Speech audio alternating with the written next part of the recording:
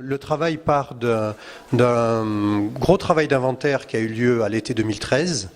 Où nous avons documenté et informatisé et numérisé l'ensemble de la collection ornithologique du musée, qui comprend environ 2000 oiseaux.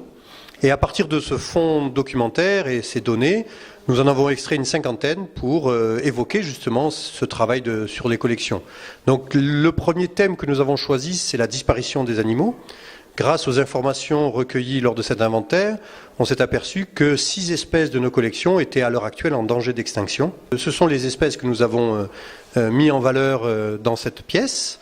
Donc il y a une espèce qui est en danger critique d'extinction, donc très très rare, et d'autres en danger d'extinction. Puis dans la deuxième salle, nous avons raconté l'histoire de la collection elle-même, comment elle s'est créée à partir de 1850 via la Société d'émulation de Montbéliard, et comment se constitue en général une collection, par le don de particuliers, par des achats, par des dépôts d'institutions, et puis à quoi sert une collection, pourquoi conserver des collections aussi longtemps, surtout qu'avec le temps, les animaux se dégradent si on n'y prend pas garde.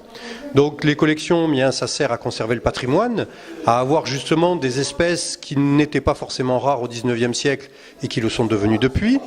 Tout intérêt d'avoir en collection, ne serait-ce que pour de l'ADN. Ces collections servent aussi dans un but pédagogique, éducatif, anecdotique, scientifique, patrimonial. Donc il y a beaucoup de possibilités, c'est ce que nous montrons dans la deuxième salle. La troisième salle va évoquer l'aspect géographique, l'origine géographique des collections. On a pris 3-4 oiseaux pour illustrer chaque continent. Et ce qui est intéressant, c'est qu'à travers ces oiseaux exotiques, des continents sud-américains, asiatiques, etc., eh bien, il y a toujours une histoire humaine derrière, car il a fallu des aventuriers au XIXe siècle pour aller capturer ces animaux et les ramener en France ou à l'étranger. Et souvent, certains y ont laissé leur vie. C'est le cas pour un naturaliste qui s'appelait Wallon, qui a ramené des collections à Paris. Et lors de sa dernière expédition, il n'est pas rentré, il a été tué par des autochtones. On est donc dans les années 1870-1880. Enfin, la dernière petite salle évoque des cas de réussite, de protection, des animaux que la loi a pu sauver, comme les cigognes, comme les hérons, ou comme les vautours fauves, qui sont des animaux qui ont failli quasiment disparaître de France. Et les protections juridiques, les lois juridiques ont permis de les protéger et de faire en sorte qu'aujourd'hui, il en reste énormément qui, permettent de sauver cette espèce-là, tout au moins en France.